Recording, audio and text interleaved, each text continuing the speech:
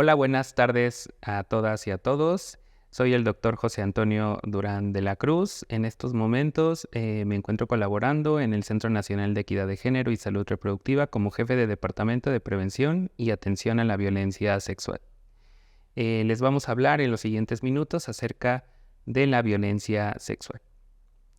Entendemos la violencia sexual como todo acto que permite a las personas, que en este caso son agresoras, ocasionar un daño en la esfera sexual de estas personas víctimas. Por lo tanto, es todo acto que pretende atentar contra la libertad, contra la dignidad y además contra la integridad física, pero también la integridad mental de estas personas que puedan vivir un evento de violencia sexual.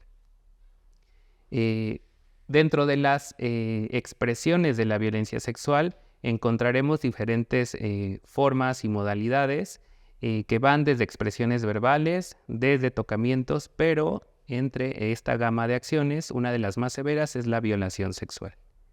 La violación sexual se va a entender como aquel acto que busca la penetración, ya sea con una parte del cuerpo o con cualquier objeto o instrumento por las diferentes vías anatómicas del cuerpo.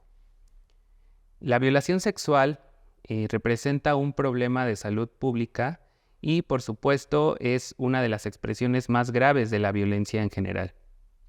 Podemos observar algunos datos en los cuales, de acuerdo a la última encuesta nacional de las relaciones de las dinámicas de los hogares, vemos que aproximadamente más de 138,000 mujeres de 15 y más refirieron que en el último año habían justamente vivido violación sexual.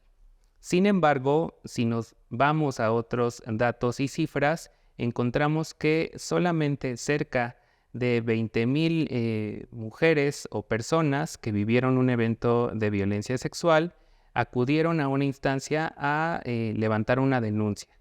Y aún más preocupante es que en ese mismo periodo, en 2021, solamente fueron 6,400 personas las que acudieron a un servicio de salud a recibir atención médica. Estas expresiones de violencia sexual afectan principalmente a algunos grupos vulnerables, sobre todo el grupo de las mujeres, pero además también a las personas menores de edad, sin distinguir sexo.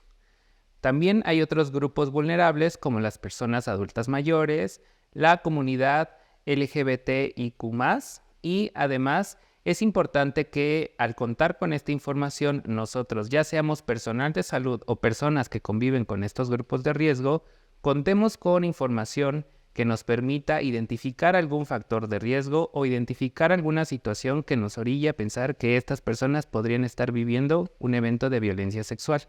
A continuación mencionaré algunos datos que nos podrían orientar a pensar que alguna persona podría estar viviendo un evento de violencia sexual.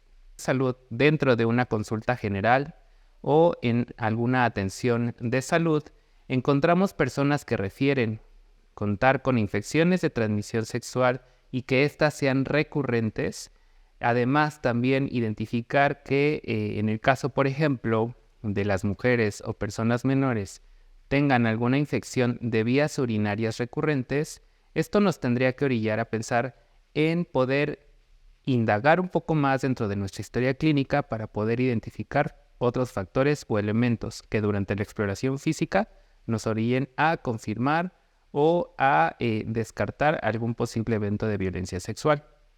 Recordemos que no todo acto de abuso sexual necesariamente va a incluir la violación sexual.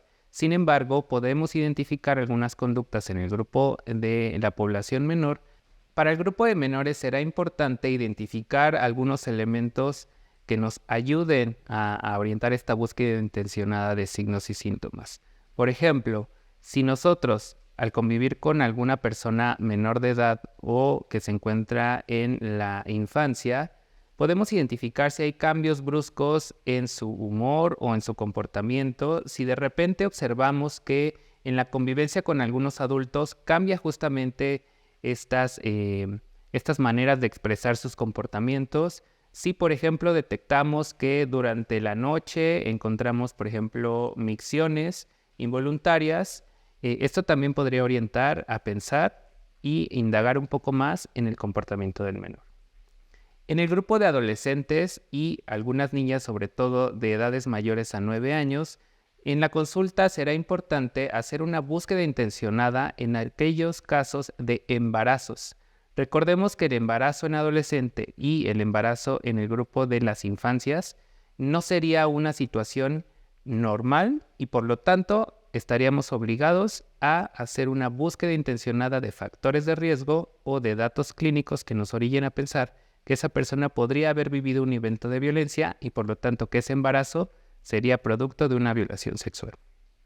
Algunos otros datos dentro de la consulta general, como son encontrar lesiones, sangrados o alguna otra alteración, sobre todo en zonas genitales, o, por ejemplo, cuando la persona durante la revisión también en cualquier otra parte del cuerpo encontramos alguna lesión física o algún dato en su esfera mental, estaríamos obligados también a indagar un poco en el tema de la violencia sexual.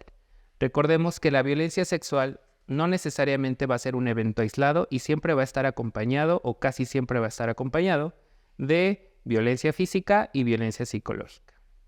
A continuación les compartiremos a través del foro de discusión un pequeño caso en el cual ustedes van a poder justamente reflexionar acerca de las condiciones en las que esta persona se encuentra y podrán ustedes por favor responder algunas preguntas. Además les invitamos a consultar también en la siguiente infografía que les podría apoyar a identificar estos factores de riesgo y signos clínicos de algunos tipos de violencia.